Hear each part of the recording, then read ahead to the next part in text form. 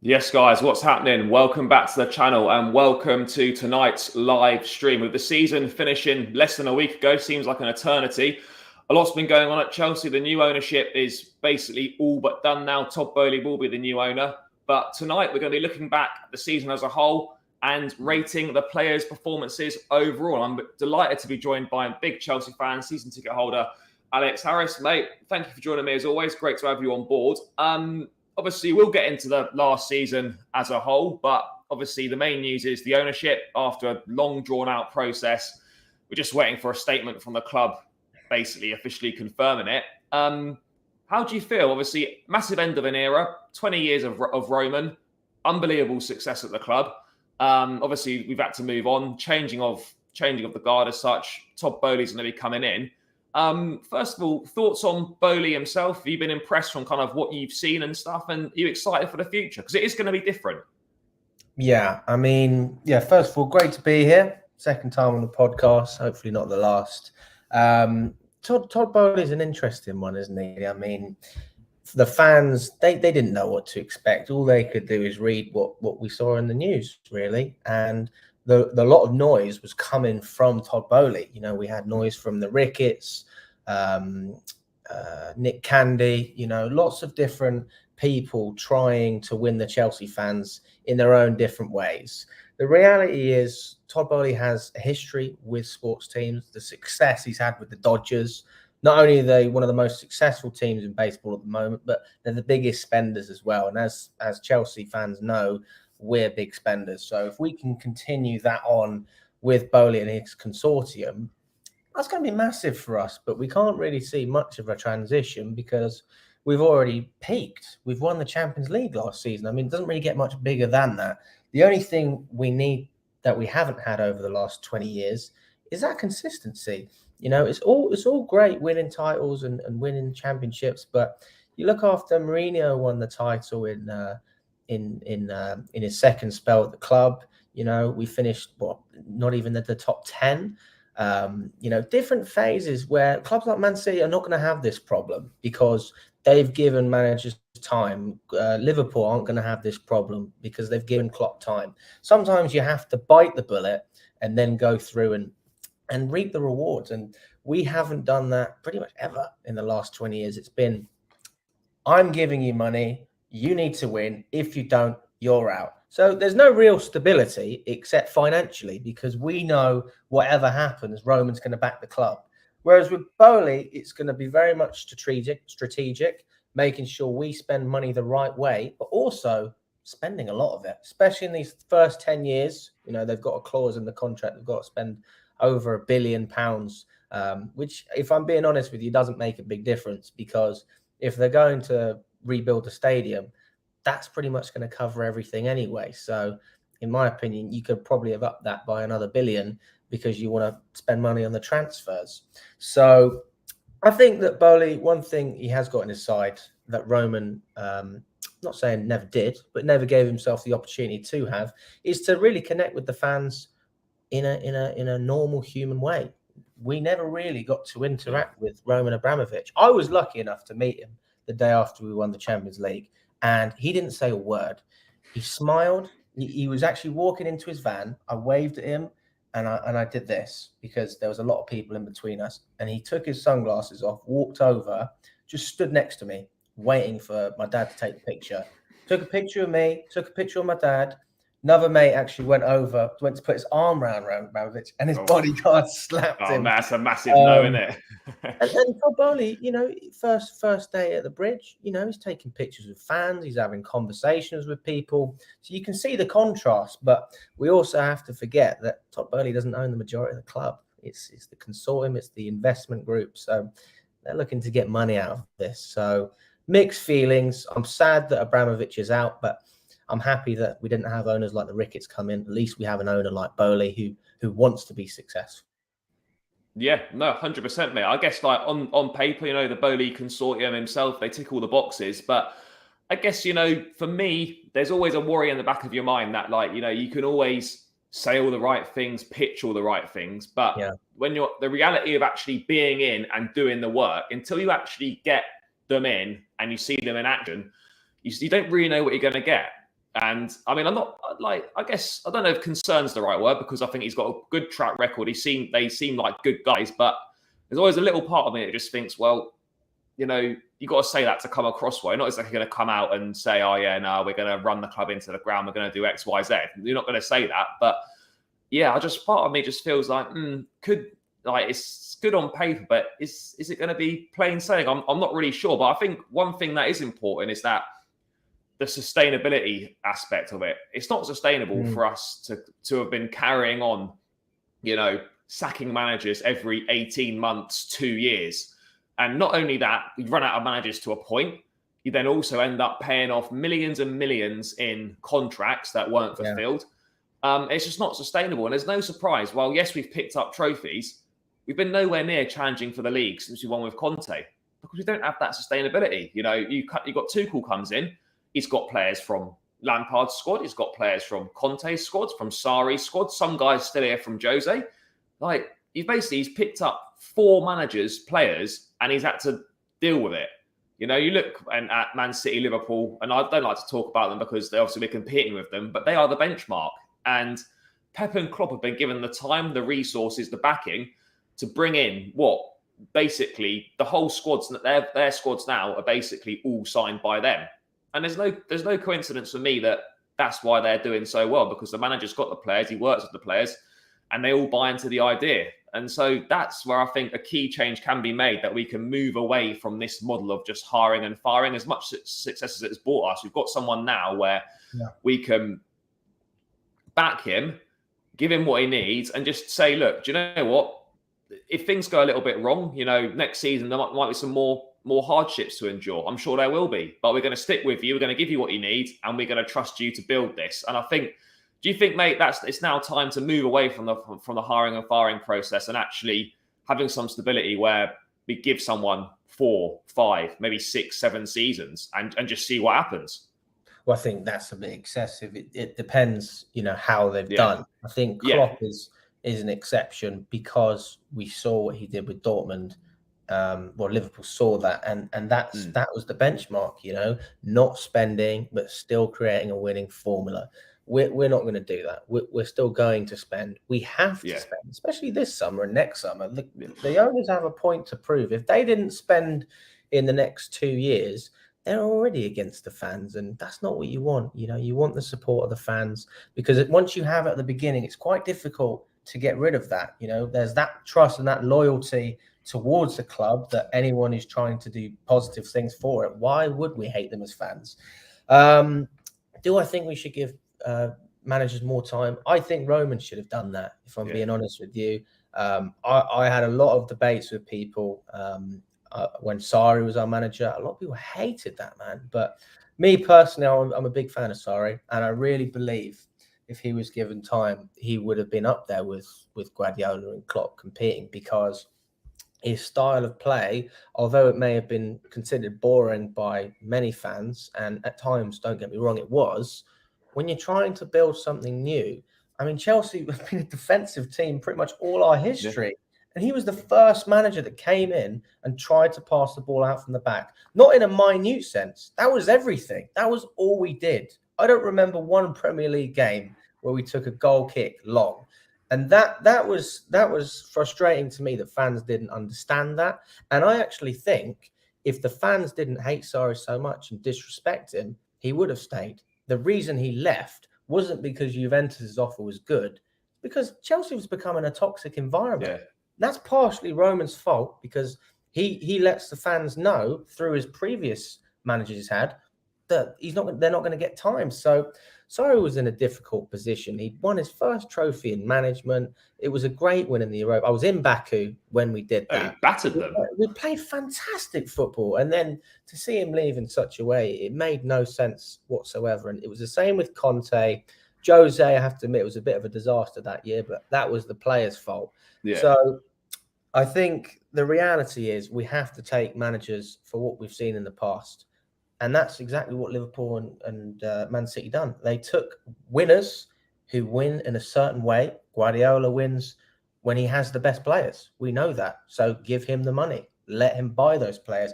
Klopp wins when he's given the time to nurture a team and build a philosophy. Tuchel wins in many different ways. He had a successful spell in Dortmund. He was very good at PSG. People don't understand how difficult it is to manage Mbappe, Neymar, all in the same team, those big names, and reach a Champions League final, which was only just won by Bayern Munich, really. It wasn't exactly a thrashing. So I think in the past few years, you could actually argue that Tuchel's been one of the best managers, if not the best, in world football. The way he's dealt with everything at the club, I would give him an extension right now. Put those concerns to bed, give the man the trust he deserves.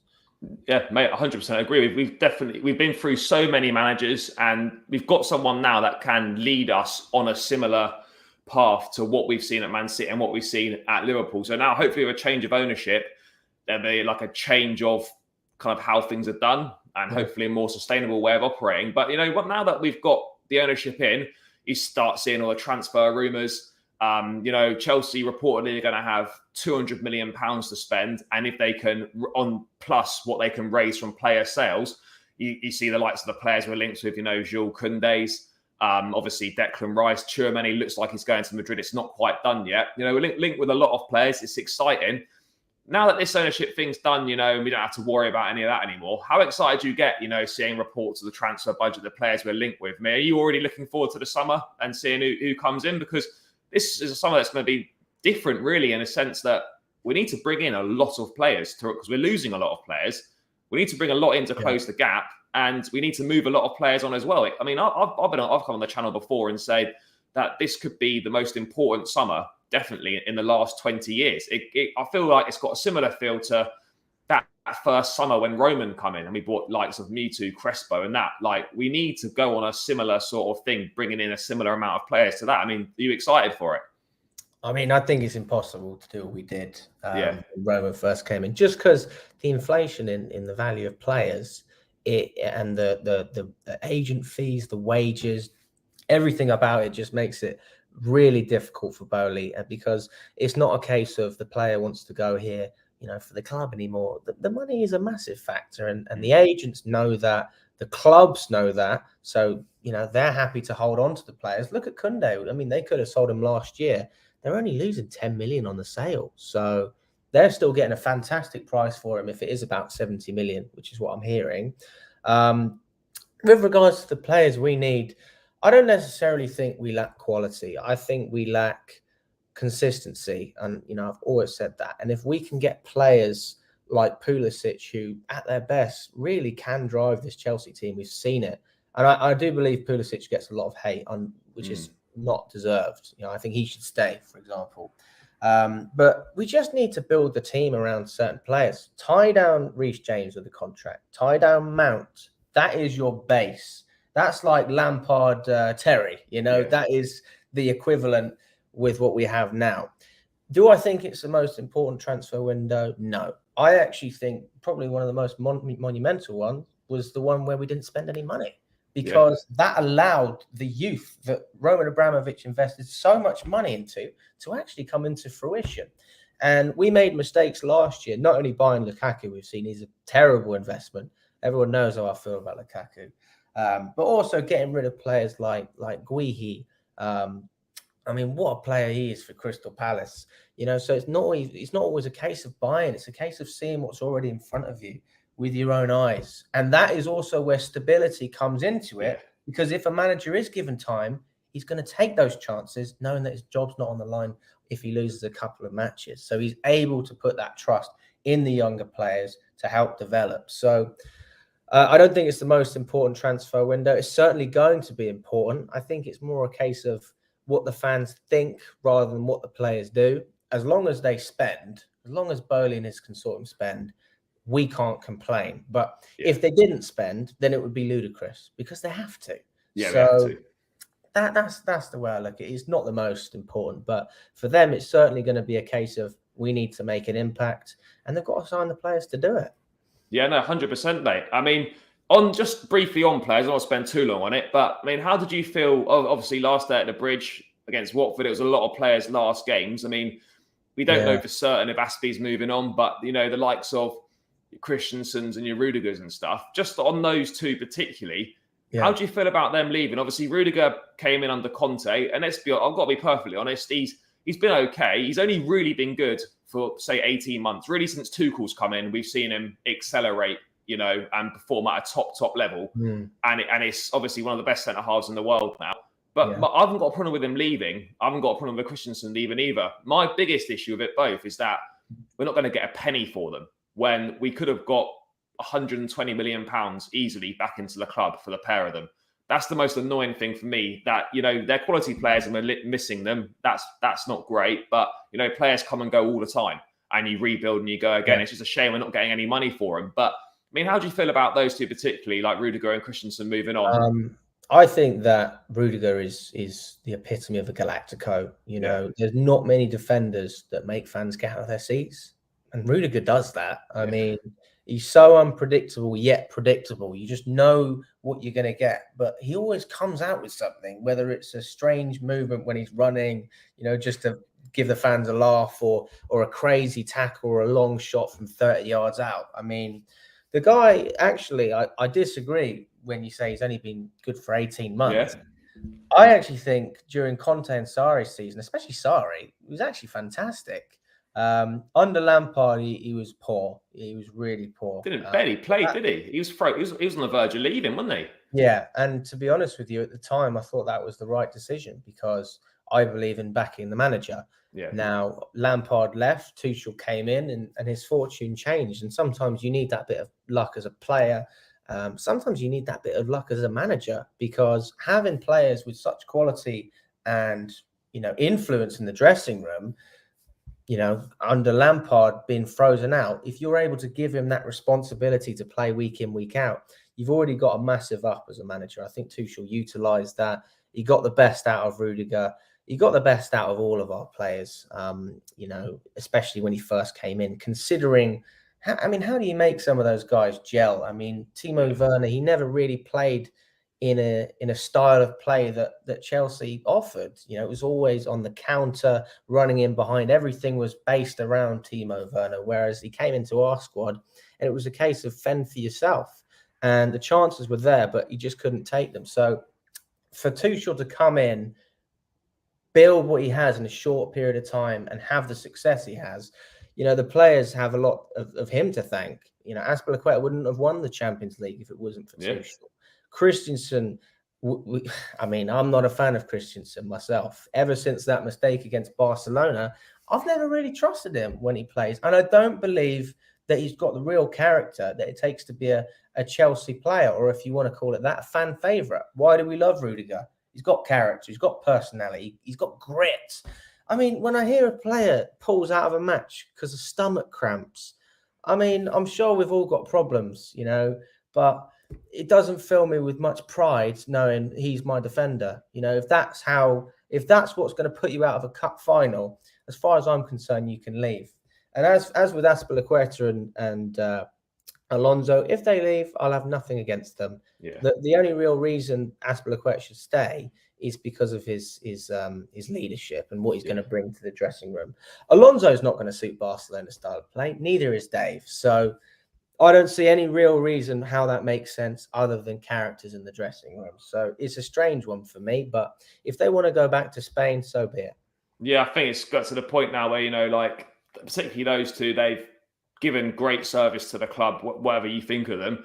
And if they want to move on, then fine. I think we want players at the club that actually want to be there. I think a large part of the kind of issues this season have been because we've been playing large parts of the season with a core of players that don't want to be at the club or aren't going to be at the club next season. So their vested interests, despite being professional, there's always going to be a question mark. Are they giving their best? And are they really that bothered about how it goes because they're leaving anyway? So I think that's contributed to a potential few issues here, having a dressing room where you've got players that want to be there, players that don't, players that think, I might stay, am I going to leave? I think it all makes things difficult. But moving on to the season as a whole then, mate, obviously had big, aspirations going into it. Lukaku comes in with £100 million centre forward. Great. Obviously, Bettinelli comes in as a third keeper, whatever. And Saunaghez comes in, you think, okay, not great, but squad depth, not so bad. Hindsight's a wonderful thing. You look back at it, and in reality, fucking awful transfer window. Dreadful. Yeah.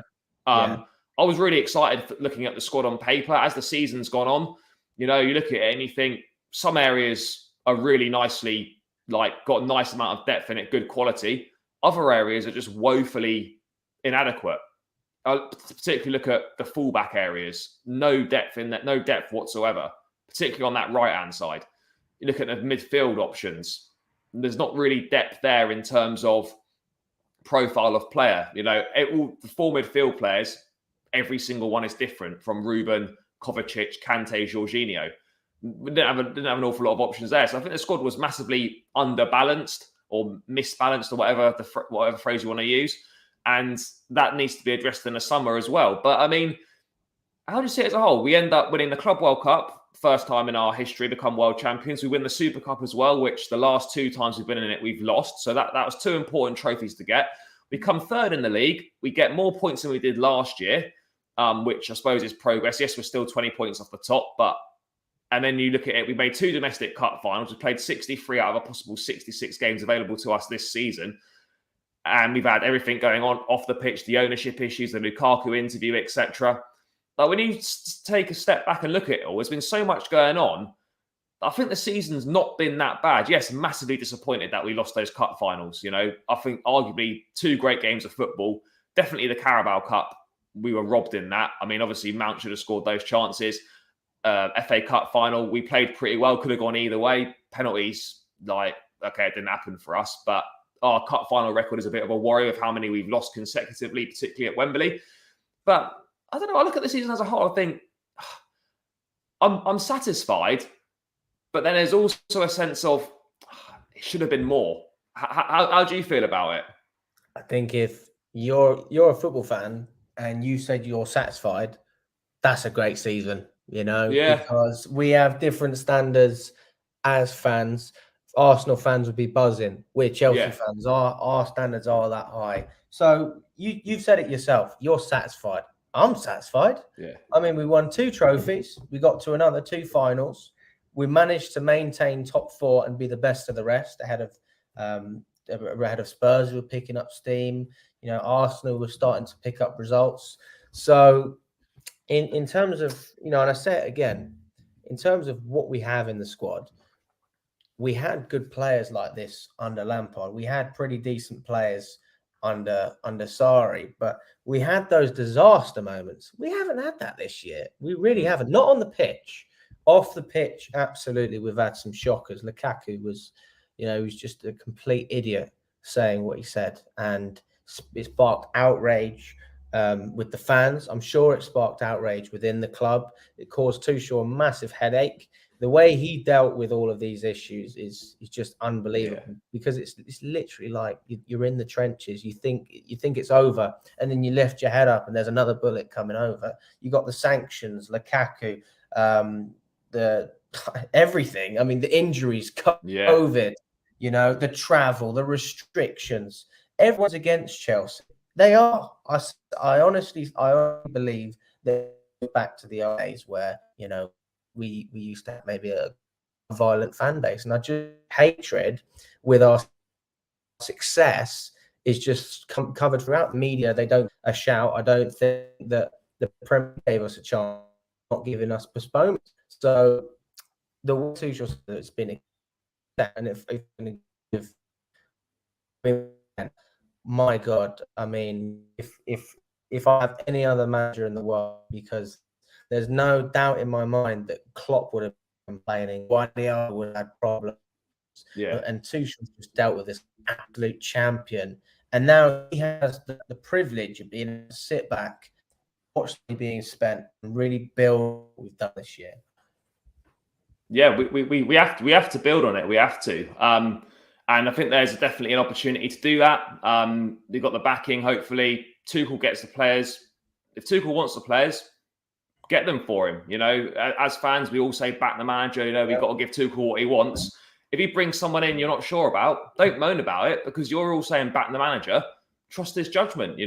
He's been exemplary since he's been here. Look, we all got our opinions on certain footballers and whatnot.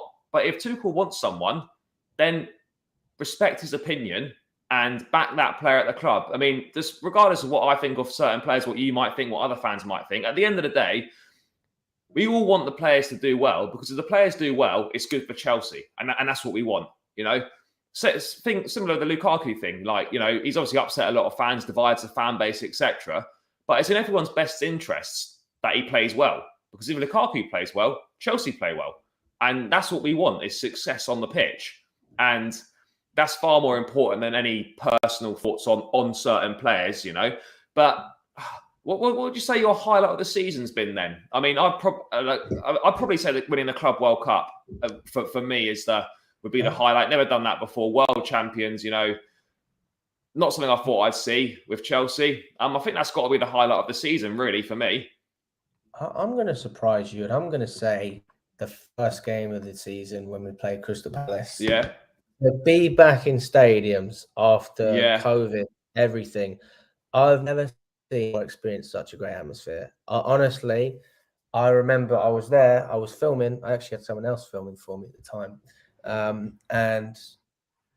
I mean, the Shed, they chanted. Then the West Stand chanted. And I thought, it can't be possible. I looked to my left. The East Stand were on their feet. And I just thought, I don't know what's happening here.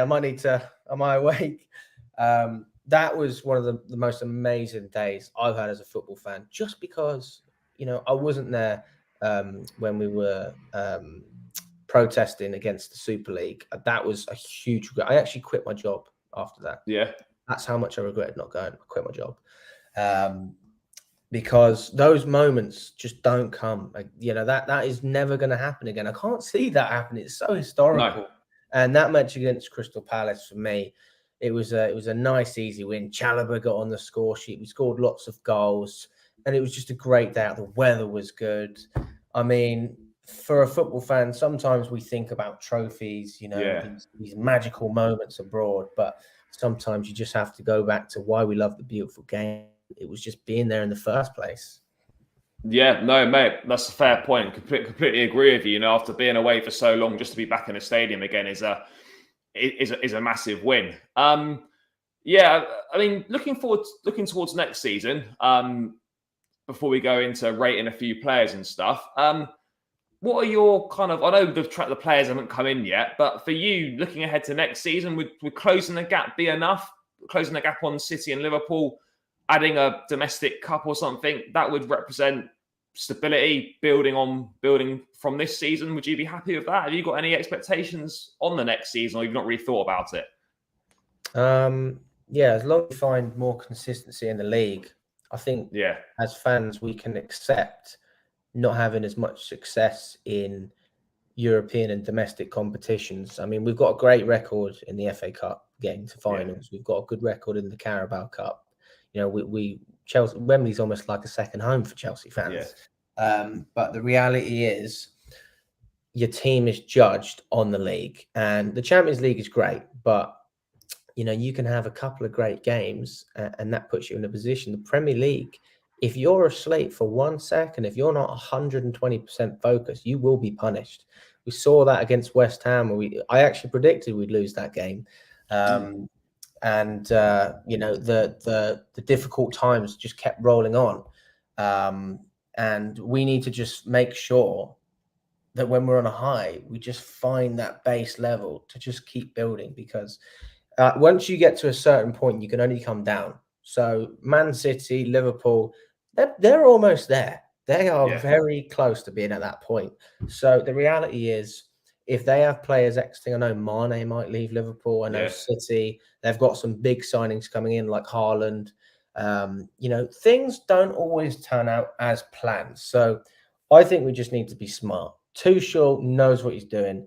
I don't necessarily think it's about spending big bucks. It's about spending the right bucks. But if you can get the players to back the style, then rotation hopefully won't be an issue. Then we won't have problems with players commenting about former clubs. These things all come together and make a big difference. And I don't even remember what your question was, to be honest with you. Like expectations for next season, just to basically just improve, really. Yeah, so we won't win the league next year. I can't see it. No. If we do, no chance. For me, unbelievable minimal chance. Yeah. But I would be happy with another third place finish and a domestic cup. And then if we can have a nice run in Europe, a semi-final would be unbelievable. Even another final would be exceptional. Chelsea fans just need to pipe down sometimes, because I see them in the comments. Oh, why aren't we doing this? It's not easy. It's not easy. So we have to have a bit of empathy. But if we can build on what we've done, just get more points than we did this season, that's progress. So, we need to pick up trophies along the way. It's what we do as a club. It's what we have done. Let's keep that going. But consistency in the league, build on where we are, and we're going to close that gap.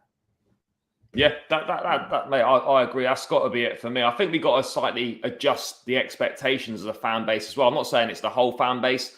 Certain sections of the fan base, are realistic. Yeah, I'm not saying either. Most Chelsea fans are great. Yeah, mate, I know exactly what you're referring to. Like, that entitlement of winning. We've been very spoilt winning a lot. And then when we don't win, it's like, oh my God, what's going on? I think we just got to readjust the expectations that, maybe for the next year or two, things might be quite difficult, whilst we're building a new team, building a new squad, getting the players to gel together. Tuchel still hasn't been here for that long. We might have to take a bit more pain, but, this is where Chelsea have got to change from being a short-term team to a long-term team.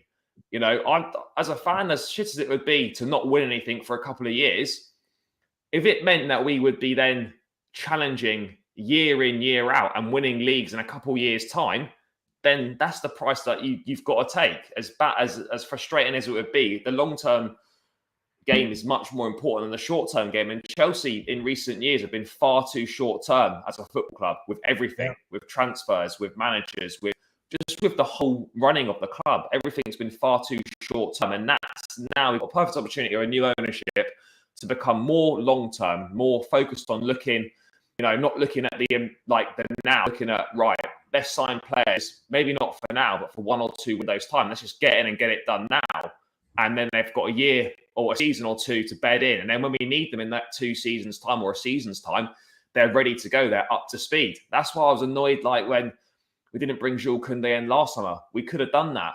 And he would have been here for a year and he would have been ready to properly step up. Now, if he does come in, which is likely, he's going to spend the season bedding in when we could have already bedded in for a season and he'd been good to go. So it's just little things like that where we just need to be smarter and just be thinking more. But I think with Bowley and his consortium and the people he's got on board, it's going to be a much more data-driven approach, much more statistical approach, and smarter signings in the window I think it's going to be the key. And we have to change how we do things. We've had a scattergun approach for too long now, just throwing big money at big names. Chelsea have always been always wanted a glamour signing, someone, I think the days of us spending £100 million on a player, it might happen on Declan Rice potentially, maybe, but in terms of spending big money, I think we've got to be smarter. Look at, smaller names. Buy from within the Premier League more as well. Someone like a Diego Jota at Liverpool, a prime example that you can actually buy well in this league. But Chelsea don't seem to buy very often, if at all, from within the Premier League. And I think that's something that... as well. I know what you're saying. You have to remember as well, though, some of the prices these boys get. Oh, yeah, for sure, yeah. Wan-Bissaka, 50 million. Let's look at that now. Terrible. And that's Crystal Palace. They're a mid-table team. Those smaller teams are actually able to price themselves up so because they've got that much cash. So the reason we go abroad all the time is probably just to get a deal in itself, because that money that the Italians could get, or the Spanish or the Germans, they don't get that flood of cash that the Premier League gets. I understand what you're saying, though, and I completely agree. Yeah. We should be shopping in England more. Liverpool have just done it with Carvalho from Fulham. We're going to see how that signing turns out. So it'd definitely be interesting seeing how they do it. But the reality is it's just so difficult. And that's why I don't really talk too much about transfers, because you can't call it. You just don't know. Nobody knew how bad Lukaku was going to be. Nobody knew that. But I said at the start of the season, honestly, I said I thought he was going to win the Golden Boot. I actually thought he was. And you look back at it at the end of the season, it just you look at your predictions at the start, it just couldn't have been more wrong. But I think it's a thing that majority of Chelsea fans were delighted to see him come back. and thought it would be this is the missing piece and whatnot. It's not worked out this season. And to be fair, if he stays this summer, which he could well do, there's no saying that it might not turn around next season. But it would take a big transformation for him to kind of deliver what was expected of him. But never say never. And again, it's the same though. All right, you get rid of Lukaku, fine, but who comes in? It's easy to say to get rid of someone, but then you've also got to think of, right, well, who do we get in? Is that person going to do any better? It's difficult, and I think we're going to find it tough to shift a lot of these players. The likes of they've got the Deadwood we need to shift. I mean, is anyone going to buy Timo Werner? I would happily have him in the squad, though. Players like that. I know we talk about not putting the end product, but he has what Lukaku doesn't. This is what frustrates me. He has it's work rate, isn't it? Passion. That is why we love Aspilicueta. That's why we love Rudiger. Those are proper Chelsea players, and that's all the fans look for. We don't look for anything special. So when we talk about Christensen and players like that, they don't have that. So that's why I'll be happy to back Timo to the moon, even if he's not playing, because in the training ground, he's going to be pushing the other boys. He's going to make impacts from time to time. He's going to track back and defend and press. Those are all things that will help build the team, because other players that come in will see that and still think, because Timo's a good player. But I understand what you're saying. I do get what you're saying. But yeah, it's going to be tough to shift certain players, but we just got to. I think we got at a point now where we need certain players off the books, and we need wages off the books. We need Deadwood off the books. We need to think, right, do you know what? We're going to lose money on these players, but we just have to do it, just because we can't just keep keeping players on the books that aren't going to play for the club. Like Drinkwater, he's been at Chelsea 5 years, 100K a week, and he's finally leaving. Yeah, and he's now leaving. That's what I mean. Like, we couldn't get rid of him. He's been on loan at Reading. He's been on loan somewhere in Turkey the last couple of years. Like, it's an example of just take a loss on players and just ship them on. I've actually been following. I live in Reading, so yeah. I actually follow a pretty decent amount of Reading games, and I just want to say, Drinkwater has been shocking. What about Andy Carroll? Andy Carroll was unbelievable. He was good, was he? He was superb. He was the best player by a mile. Yeah. In fact, everyone was gutted when he left. Honestly, he looked like a midfielder. He was that good. Like, he was spreading the play, scoring overhead kicks. Drinkwater has been the worst player this season for Reading. The worst. Worse than Rahman. Rahman's been good. Yeah, Rahman's been decent. Rahman's been really good. Honestly, I find it shocking. The highest paid player in the Championship isn't good enough to play for a team that only just survived relegation in the Championship. Yeah. That has a lot to say. And the reason Reading fans don't like him is not only the way he plays, it's the way he treats fans. He never claps the fans. On the last day, he actually tried to give his shirt to a fan, and nobody wanted it. And that says a lot. So, yeah, good riddance. Yeah, we do need to get rid of a lot of players. Right, mate. Just going to move into I'm just going to bring up a little tier list on the screen, and we're just going to rate players in the categories of how well we think they've done. Guys, make sure you subscribe to the channel and smash a like on this video as well. Really appreciate all the support. Right, mate. Got a little thing up here. Just going to rate the players, put them in different categories. Just give some brief thoughts on each player. We'll start with the goalkeepers. Bettinelli, obviously, hasn't really done anything. He's just really there for vibes, to be honest. He did have that one game against Chesterfield. Couldn't keep a clean sheet, but it's hard to give him a rate. Yeah, just average, really, isn't it? Just average for him, yeah. Let's get him in average. Let's start with Edouard Mendy then. I feel this season that it's been good, but not as good as perhaps last season in terms of, I think a few more mistakes have crept into his game. I just think costly errors as well, like the Real Madrid one particularly. I know it's harsh to sort of pinpoint that was completely his fault. There's no hiding from it. And it was very costly in the end. I mean, you can look back on it and you could say, well, that mistake cost us the thing. I mean, you can't really isolate incidents like that. But yeah, I just feel that it's not been as good from Mendy as it was last season. I still think he's had a good season, but I don't think he's been like exceptional. I mean, he's been a great shot stopper. Yeah. Really up there, but his distribution has been poor this year. Yeah. So when you put it like that, I would probably agree with you. I think just a good season. Yeah, just a good season. Yeah. A good season. What do you make of Kepa? Obviously, number 2. When he's coming, to be fair, when he's coming under Tuchel, he's done really well. He's the reason why we won the Super Cup, which is fantastic. I think he's done really well in the majority of the games he's played under Tuchel. Obviously, I think he was bang unlucky not to play in the Carabao Cup final. Obviously, he come on for the shootout, and he unfortunately sent the penalty over the bar, which cost us the trophy. But, I mean, how would you assess Kepa's season? I think for what Kepa needs to do as a backup keeper, I think he's been very good. He's always supporting the players. He seems like a good voice in the dressing room. You can't ask for any more from a player.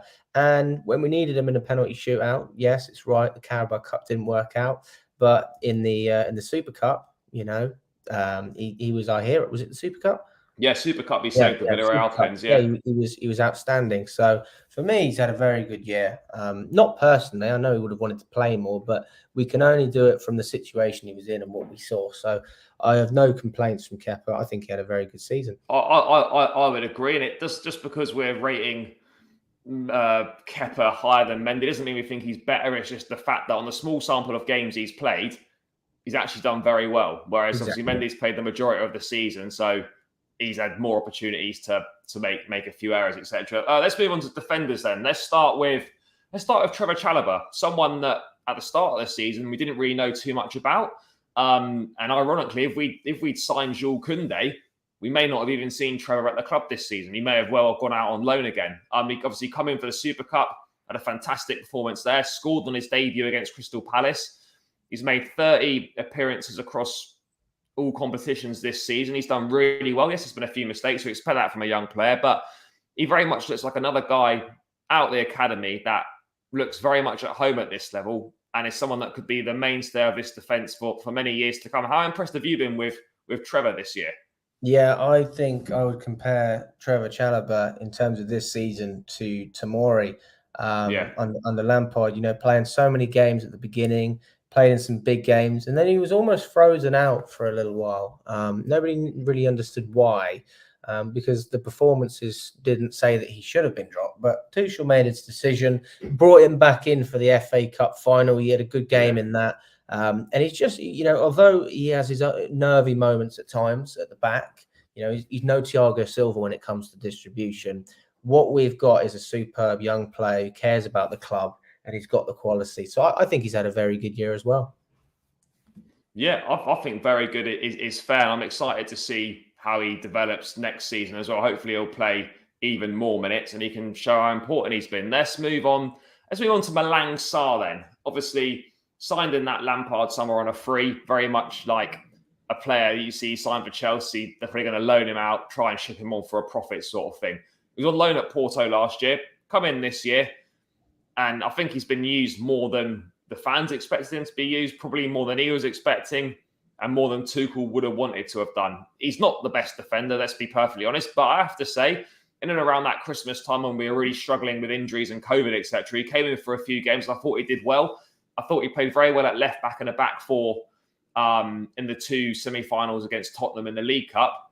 But realistically, he's just not Chelsea quality, is he? He's been useful for us when we needed it, but the bigger picture is he's not really good enough for the club. Yeah, just average. Yeah, you can't help it. He tries his best, so fair play to him. Yeah. Right. Someone who's certainly not average. Let's move on to Thiago Silva. Obviously, he'll be 38 in this year. Second season at the club. He's been absolutely phenomenal. He could have easily been the player of the year. I think the fact that he plays in defence probably doesn't help him. Attackers tend to always get these awards generally over defenders. But Mason definitely deserving winner, but Thiago Silva could have equally have been there. He's just exceptional. I mean, week in, week out, top performance.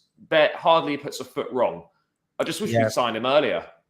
People don't notice it because he's that good, and that is the sign of a world-class defender. There's no more that really needs to be said. He's a leader. He's come in the club. He's led this team like no other fan could have asked, and yeah, he's been exceptional. So he's got to be Player of the Year contender. Yeah, Sure. no, 100%, mate. Let's round out centre backs then. Let's go. I suppose Aspilicueta has played at centre back. Let's go with him. What have you made of Aspi's season this year? Obviously, Yeah, I mean, pretty much every year we would have said good because he is always good. He's always a 7 out of 10 player. Puts in a shift, but this year it's not been quite so great. good. No. It's been a season where he's been pushed to play in positions that he doesn't necessarily suit at this point in his career, and he's just the victim of that because if he was in that back three week in week out, he'd probably have a chance to build a partnership with Thiago Silva and Rudiger, and he did for many games. But playing at right wing back, left back hasn't at got the times, legs anymore.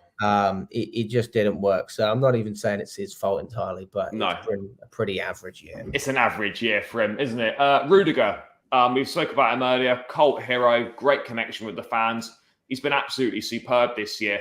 I mean, again, he could have potentially been an outside shout of a Player of the Year, but I think he's been absolutely superb. I mean, there's not really much more to say on him. He's been brilliant. He's ever dependable, despite the fact he's moving on. He's been very honest. I thought the video that he released about his farewell, his reasons for leaving the club was very good of him, very honest. Didn't have to do that.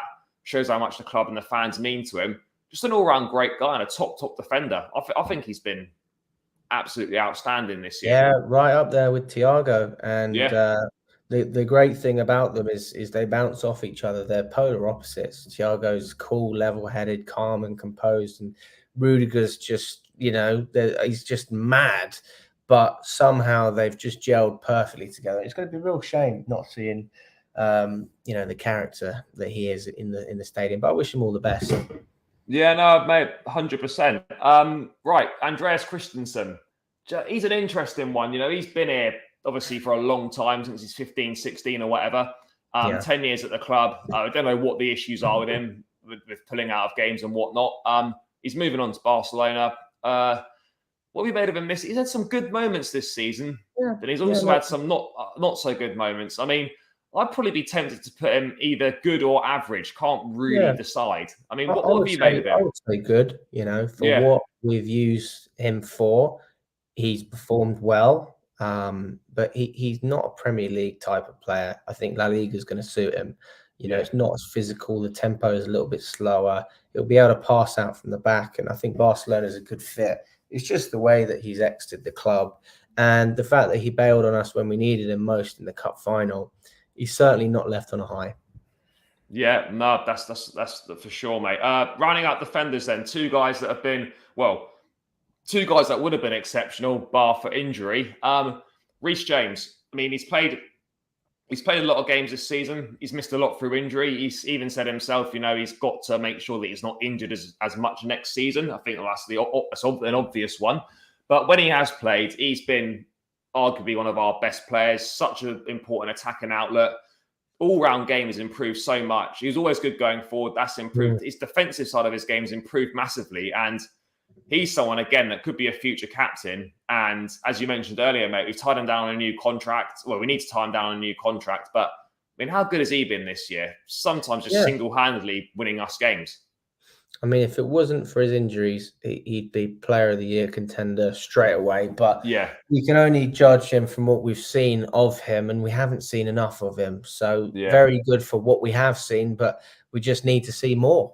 Yeah, we do need to see more. But I mean, a top player, someone that would have been really good to see more of, but unfortunately we couldn't. Ben Chilwell, difficult Euros in the summer, didn't play a single minute, was on the bench for the opening few games of the season. Marcus Alonso, fair play to him, was playing really well at the start of the season. Chile come in, done really well, goals, assists, all-round game spot on. Then has that horrible injury. It was fantastic to see him get a couple of minutes at the end against Watford, and hopefully he can build on that, and then we can obviously get him back to full fitness and go from there. But from what we did see of Chile in that period, in that couple of months that he did play, how impressed were you? Yeah, I think it's very similar to Reece James. I think Chilwell's not quite the same type of player. He hasn't got that physicality, that presence that Reece James has. I think that's just very difficult to match with any. I can't think of anyone that matches that really. But Yeah. what we did see this year was exceptional, but we didn't see enough of it. And Reece James came back from injury and performed. Ben Chilwell didn't have that chance, so I think it would have been exceptional. But yeah, I think good is the right category. Yeah. You know, he's fought back from injury. That's an achievement in itself. Hopefully he can be back in full fitness in time for the new season, and obviously start kicking off straight away. Yeah, mate. Right, let's rattle through these then. Don't want to be here all night. Sao Niguez. I mean, I think that's an obvious one. I'm going to put him in poor. He's been awful. It just didn't work out at all. I mean, fair play to him. You know, he's not made a fuss or anything. He got his head down. A couple of decent performances. Remember, away at Wolves, second half, he come on, he did well. We had a couple of good games, scored against Luton in the cup, but yeah, it's essentially been a complete disaster. Yeah, and the wages are just not a reflection of his quality. Absolutely right. Ruben Loftus-Cheek, someone that's played probably more minutes than I thought he was going to play this year. A number of roles, done really well at right wing back in a few games. Again, he's had really good moments. Great goal at Wembley in the semi-final against Palace. Often feel he plays within himself, though. Tuchel always goes on about how much ability Ruben's got, but he just needs to show that to everyone, not just on the training pitch, but actually in the matches. What have you made of Ruben? I mean, I'd probably say good season for him, considering his role in the team and how often he's played. I think when he has played, he has done well. I would say between good and average. I'll let you make the decision. The reality is Ruben's got the quality. We saw how good he was under Sarri, but I don't see that real grit on the pitch to dominate players other than, you know, a couple of flick-ons and take-ons when he wants to dribble. So we just need that consistency. You know, there's a reason he's not playing every week. And only he knows that, and Tuchel knows that. So if he really wants to be in this Chelsea team, then he's got to kick on. So it's been an okay season. I'm going to put him in average. I don't want it to seem harsh, but I agree. Like, it could have been. He needs to make the most of his opportunities. Let's move on then. N'Golo Kante, someone who's been world class for Chelsea since he's come. I feel this season's been one of his worst. Like, that sounds harsh, but one of his worst since he's been at Chelsea. The performance level's not been there on a consistent basis, plus the fact he's been unavailable for so many games as well. I think by Kante's high standards, I think it's an average season from him. Well, average. I think that's a bit harsh. Well, I think if you're looking at it from Kante's standards, yeah, but from what he brought to the team, he was still a good player, you know, but he wasn't. You know, we're used to seeing Kante as a top player, one of the key leaders in the team. So from his standards, yeah, you probably could say average. But I think for what he brought to the team, you know, he was still, you know, made good impacts in games. You know, you can't doubt his work ethic, the effort he puts in. And the reality is he's not getting any younger. These injuries are bound to catch up with you at some point. I think it's been a good season, but, you know, nothing special. Oh, man, I'll let you have that one then. You can have Kante in the good. Moving on to midfield then, still Kovacic. Again, someone who I think is Chelsea's most important midfield player. I think he's been really good this year. Yeah. Only problem is he's missed far too many games for me. I can agree with that. But I think he has been good, but I don't think I can put him in the very good category just for the fact he's missed too many games. No, I'll put him in very good. You think he's been very good, yeah? I mean, maybe that's a little bit harsh. Yeah, I mean, he was out for a few games, but it wasn't like James or Chilwell. I mean, we still saw a pretty decent amount of... And also, let's go back to the cup final. His ankle was so... Oh, wait, do you see the photo of him in the team photo, mate? I don't know how he fitted his boot in that is the difference. That is the Chelsea mentality. Yeah, that's what we need. So very good, in my opinion. Yeah, I think that's fair. Just not reaching that fitness level where he could play week in, week out the whole season through. What about Jorginho then? Moving on to him to round out midfield. Not as good as last year. I think that mammoth season with winning the Euros, Champions League, coming third in the Ballon d'Or, I think it kind of all caught up with him a little bit. And this season hasn't been as good. It's not been as consistently good. It's been good in patches, but then there's also been some terrible performances. But I think he's someone that gets given a hard time quite easily. I think his contribution to the team is a lot more valuable than people might think it is. But yeah, I think it's just a good season from him. I don't think it's been very good, but then I think it's been better than average. I I have actually defended Jorginho publicly when he first come in. In fact, I said he was one of the best distributors passing out the back in the Premier League. I really do. I still believe that in a sense. Last year he set the standards so high. I just can't see how people can look at it as a good season. He lost his position as parent team. He's no longer last year. There's rumours that he'll go back to Italy, and I don't think he's really been running the show. So I know what you're saying, but I think it's been a pretty average season, to be honest with you. All right, mate. Let's stick him in there. That's in there in average, right? I count him as I'm not being harsh, but I just no, mate. yeah. That's fair. Oh, mate, one person I forgot from the defenders very briefly, Marcus Alonso. What have you made of him this season? Classic Alonso, really.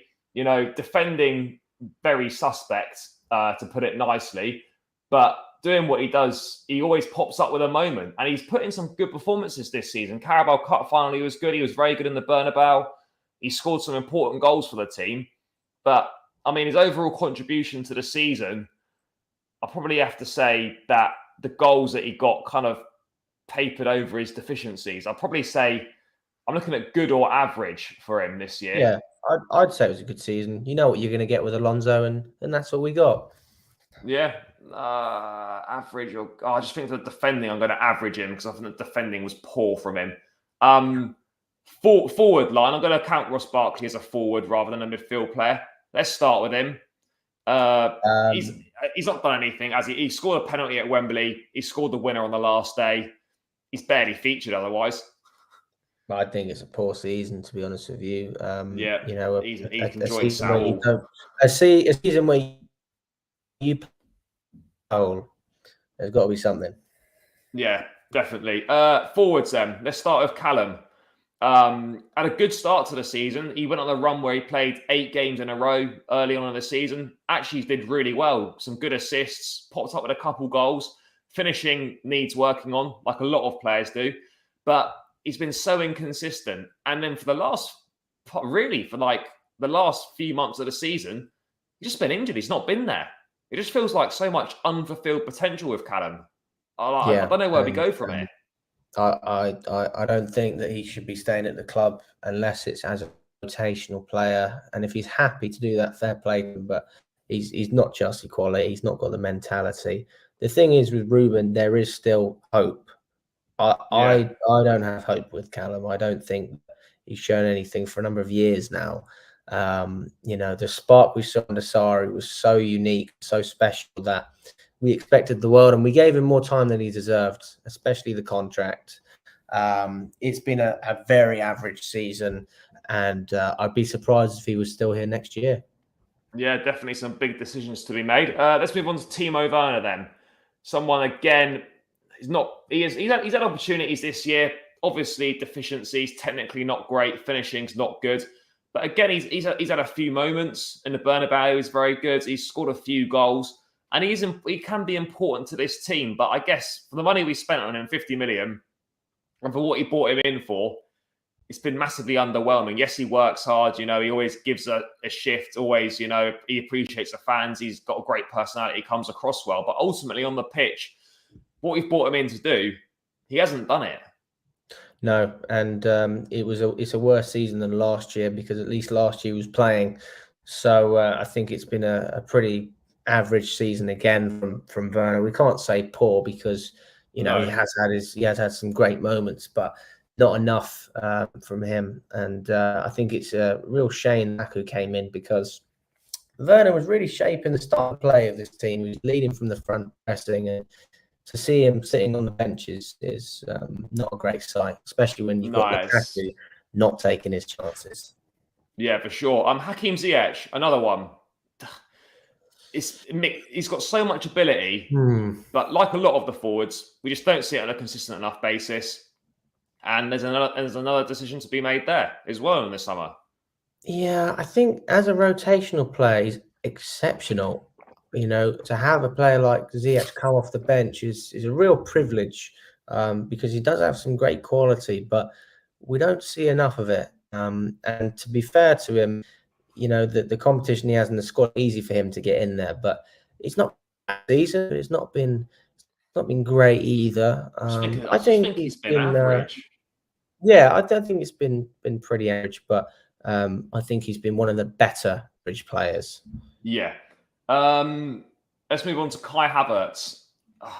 Again, this is a big season for him. Second season, yeah, he's had good moments, scoring the winner in the Club World Cup final, and obviously, it was very important for us. I think March, April time, he had a really good month. But again, for me, too many inconsistencies.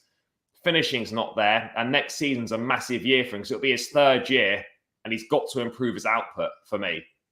Yeah, I think he's had a good year. I think he's built on last year. He certainly had a better season than last season, because what he has brought is, well, I think he was lucky that Lukaku came in, because Lukaku was that underwhelming. And I'm not trying to slate Lukaku. I just think a lot of these situations go back to Lukaku.